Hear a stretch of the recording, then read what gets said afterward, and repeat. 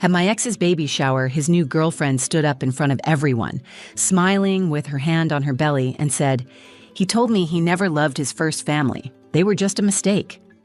People laughed. I watched his friends and relatives chuckle like it was some inside joke. My son Micah stared at his plate, his cheeks flushed red. My daughter Lena squeezed my hand under the table and whispered, "Why are they laughing at us?" I didn't cry. I didn't yell. I didn't even stand up. I just reached into my purse, pulled out a small black velvet box, walked over to the woman holding court in the center of the room and said, "He wanted you to have this." She looked confused, smiled like it was some kind of prank. Then she opened the box. And within seconds, her face changed. The smile disappeared. Her hands began to shake. And just like that, in the middle of her baby shower, she started crying so hard she couldn't speak. Inside the box was a letter he wrote me, a letter he wrote just 1 week before she got pregnant. The baby shower invitation came in the mail on a quiet Thursday afternoon, a blush pink envelope with gold lettering that read, "You're invited. Celebrate Jackson and Ariel's new beginning." I stood in the kitchen, still holding a dish towel in one hand and the unopened envelope in the other. The sunlight from the window felt harsh. My stomach sank before I even read the details. I hadn't spoken to Jackson in almost 6 months, not since he called to say he was happy now and that he hoped I was moving on too. Before that, our conversations were short and awkward, mostly about visitation for the kids or missed birthdays. He used to be the man who kissed my forehead every night before bed and brought me coffee in the mornings. Now he was someone I didn't recognize. Building a new life with someone else like our 10 years together never happened. I tossed the envelope on the counter and tried to forget it. But the next morning, Micah found it while reaching for cereal. He picked it up, reading it slowly, then looked at me. "Are we going?" he asked. Lena was sitting at the table, her legs swinging under her chair, pretending not to listen, but I could tell she was waiting for my answer too. I paused, thinking of 100 reasons to say no. Then I nodded. "Yeah," I said, "we're going." It wasn't pride. It wasn't even about closure. I think deep down, I needed them to see for themselves what kind of man their father really was. I wanted them to stop asking me why he didn't call back or why he missed school plays. I also didn't want them to carry around the idea that maybe it was their fault. A few days later, I sat on my bed staring at a small black velvet box. Inside was a letter Jackson wrote to me nearly 2 years after we split, just before Ariel's pregnancy was announced. I had never told anyone about it, not even my Aunt Naomi, who helped me get back on my feet after the breakup. He had slipped it under my door one night after dropping off the kids. In it, he said things I hadn't let myself think about since the day he walked out. "You'll always be my safe place. I still dream about you." I don't know why I left. Sometimes I think I ran because I was scared of what we had. I miss your laugh. I miss how our daughter hugs me like she's trying to keep me from disappearing. I wish I could fix what I broke. I kept the letter because I wasn't ready to believe it was just another lie. But I never responded, and I never showed it to the kids. I thought if I stayed quiet long enough, the hurt would stop echoing in the walls of our home. On the morning of the shower, I wore a simple blue dress and tied Lena's hair in 2 braids. Micah wore the new button-up shirt he picked out with Naomi. He was proud of it. He looked older in it, almost like he was trying to prove something. They were excited but nervous, especially Lena. She asked if Ariel would like her. I told her to just be herself. We arrived 15 minutes early. The decorations were beautiful, soft pastels and delicate signs saying, "Welcome, little one." The guests smiled politely when we walked in, but no one came over. We weren't offered drinks.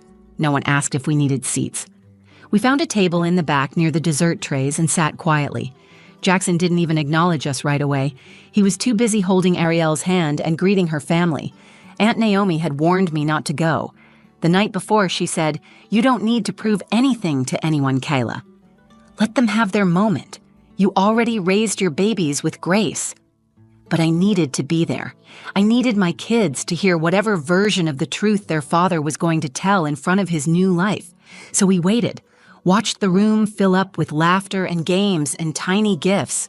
I looked at my children, so small in those chairs, so brave for being there. I felt the letter in my purse like a heartbeat. I didn't go to start a fight. I went to remember who I was, and I went so my children would never again feel like someone else's mistake. The music got louder. A host with a clipboard called for everyone to gather around the main table. There were cupcakes arranged in the shape of a teddy bear, pink punch in tall glasses, and a long banner behind Jackson and Ariel that read, "A New Beginning."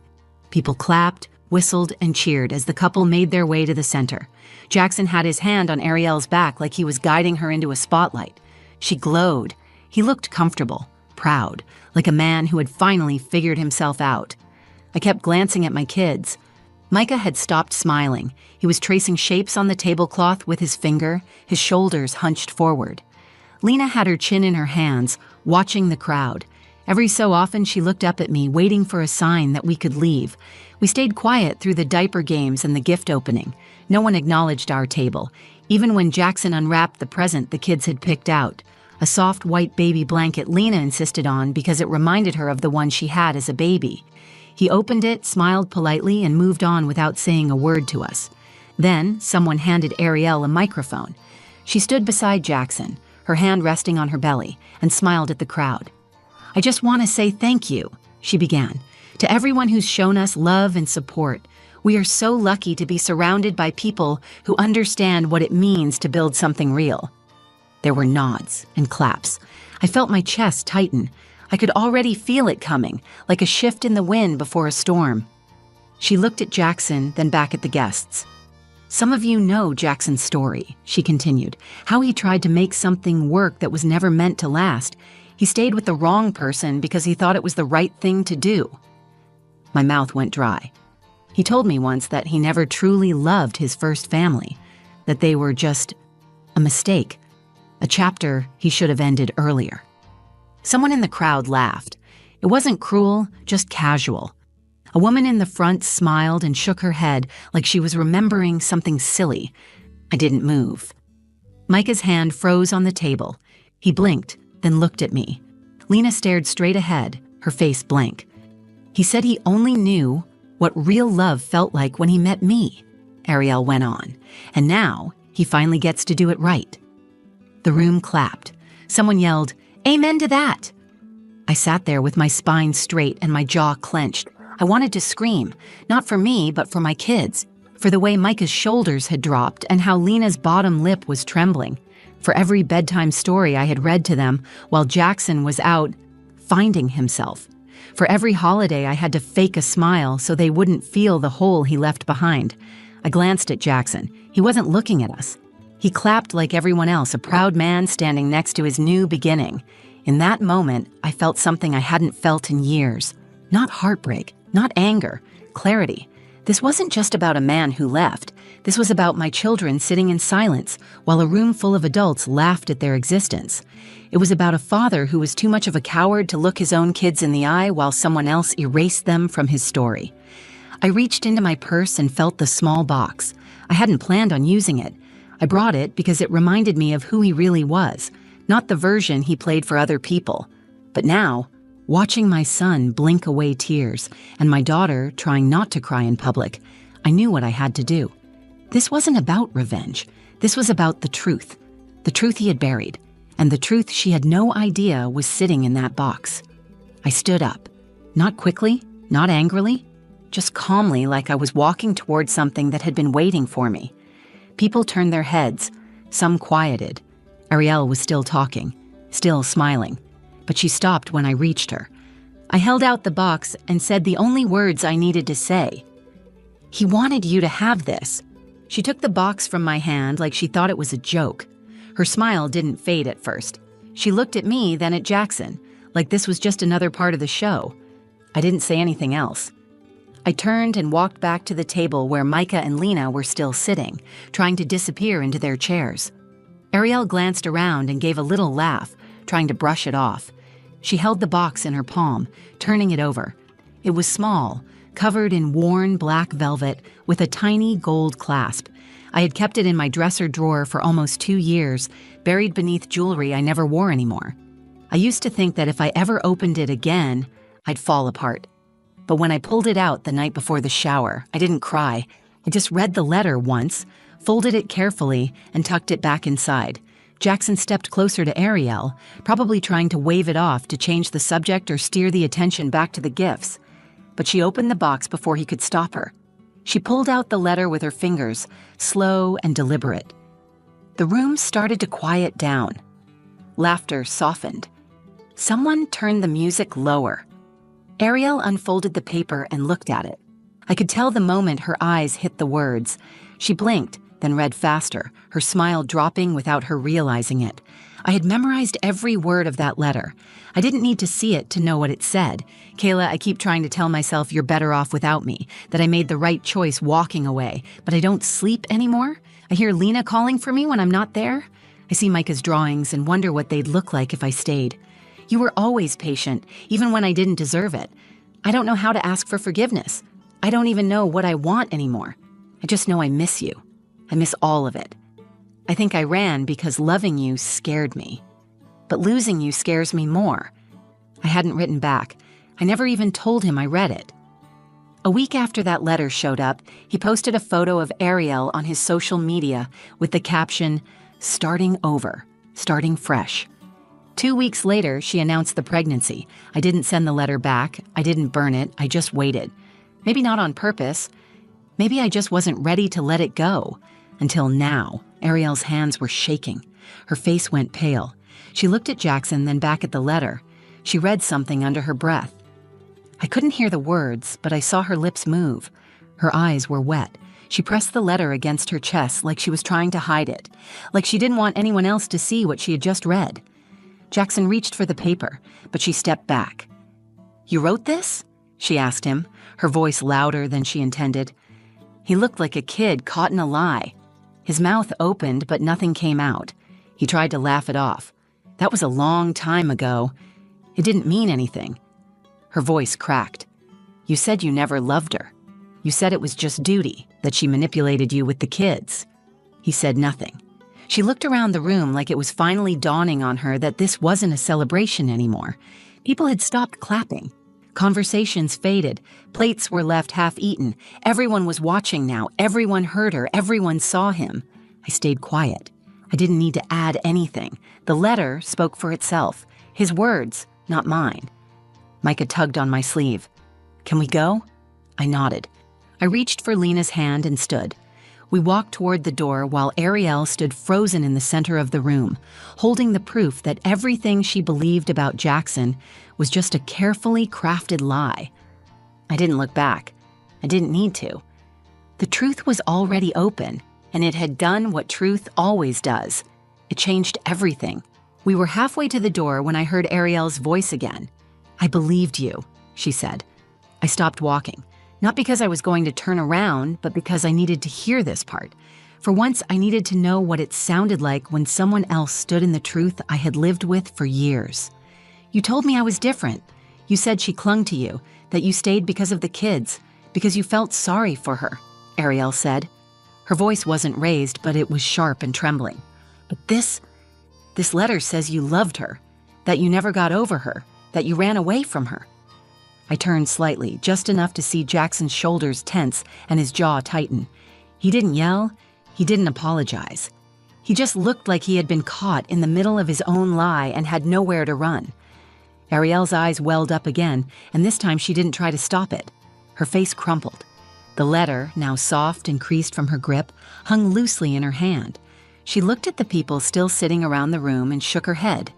"You all laughed," she said, her voice breaking. "You laughed when I said his first family was a mistake. His children were sitting right there."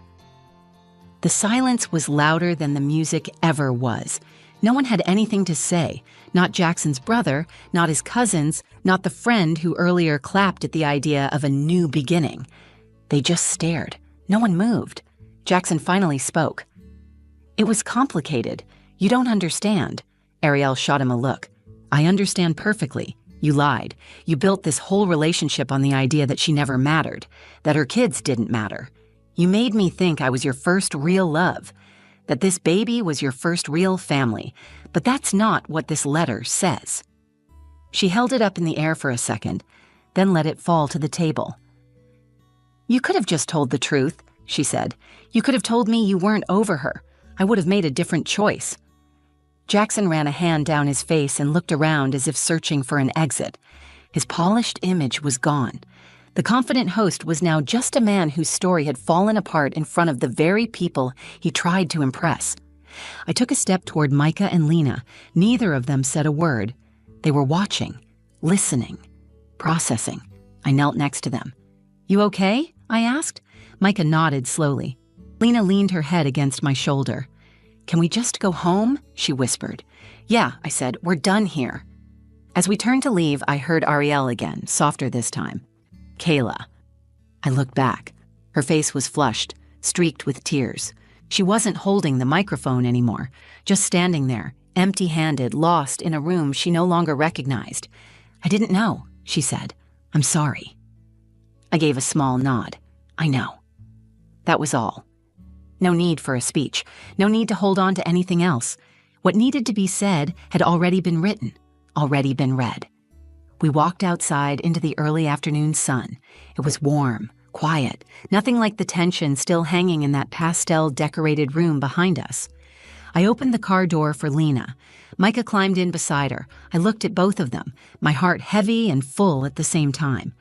That letter didn't undo the hurt. It didn't fix what Jackson broke. But it exposed the truth. Not for revenge, not for drama, but for the sake of my children who had sat through so many moments of being treated like an afterthought. Now they had seen for themselves. No more lies, no more pretending. We drove home in silence, not because we were sad, but because something had settled. A weight had shifted. My kids didn't need to ask why he didn't come around more often. They didn't need to wonder if they were loved less. They had seen the truth, and so had everyone else. When we got home, the house felt different. It wasn't cleaner or quieter than usual, but it felt like the air inside had shifted. Something heavy had been pulled out, and now the space left behind made room for something lighter. Not peace exactly, but clarity. Micah headed straight to his room without saying a word. He wasn't angry. He wasn't sad. He just needed to be alone for a while. Lena stayed close to me. She curled up on the couch with her teddy bear and laid her head on my lap. I ran my fingers through her hair while she stared at the television without really watching it. Aunt Naomi came by later that evening. She brought 2 slices of chocolate cake wrapped in foil and a quiet kind of support that didn't need words. She set the cake down, gave me a long look, and said, "You did what needed to be done." I nodded. I didn't feel victorious. I didn't feel like I had gotten even. I just felt finished. Something that had been open and aching for years had finally closed. Later, Micah came downstairs and stood in the doorway. His voice was quiet. Was it true? What she said? About him never loving us? I stood and walked over to him. I crouched down to his eye level and put my hand on his shoulder. "No," I said. "That's not true. But your dad doesn't know how to love the way you deserve, and that's not your fault." He looked down, fidgeting with the hem of his sleeve. He didn't even say anything. "I know," I said. "But what she read in that letter, that was real, and it had nothing to do with who you are or how good you've been. Some people just don't know how to show up even when they want to." He didn't say anything else, but he nodded. Then he hugged me.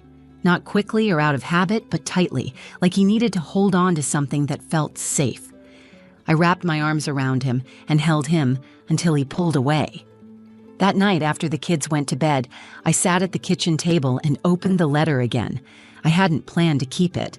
I thought maybe I would tear it up or throw it away now that it had done its job, but I didn't. I read it one last time. The words didn't hurt anymore. They didn't carry the same weight. What once felt like a wound now just felt like a memory, a reminder of a version of myself I had outgrown. I folded it, placed it back in the box, and put it in the top drawer of the hall cabinet, behind the emergency flashlight and old batteries. Not because I needed it, but because someday Lena might ask. Someday Micah might want to read it for himself, and I'll let them. Not to shame their father, not to reopen old pain, but to remind them that love isn't always clean or consistent, and that sometimes the truth arrives late, but it still matters. In the days that followed, I didn't hear from Jackson. No apology, no explanation. He stayed silent. Maybe he thought it was better that way. Maybe he didn't have the courage to face the aftermath of his choices. Either way, I no longer waited for him to do the right thing. I stopped needing anything from him the moment my kids looked at me and saw that I had never stopped showing up. Ariel unfollowed me on social media. I heard from someone that she moved back in with her sister temporarily. I don't know what became of her and Jackson after that. I don't need to know, because what I took away from that day had nothing to do with revenge. It was about the power of silence, strength in restraint, the dignity in truth. And it was about my kids, sitting in that room surrounded by people who dismissed them and realizing they were not the mistake. They were the only real thing he ever had, and the one thing he never deserved to keep. I may not have planned to speak, but in the end I said everything that needed to be said, without raising my voice, without fighting, and without breaking down. That's how you protect your children. That's how you heal. If you've made it to the end of this story, thank you for listening. This wasn't about revenge. It was about standing in the truth when it mattered most. If you've ever felt erased, overlooked, or made to feel like your love was disposable, know this: your story matters, and your voice is powerful. If this video spoke to you, please like it so more people can find it. Share it with someone who needs to be reminded that quiet strength is still strength. I'd love to hear your thoughts in the comments. Have you ever had a moment where the truth finally came to light? Let's talk about it below. And if you want more real stories that hit hard and heal deep, subscribe to the channel and hit the bell so you never miss the next one. Until next time, stay grounded, stay kind, and never let someone else define your worth.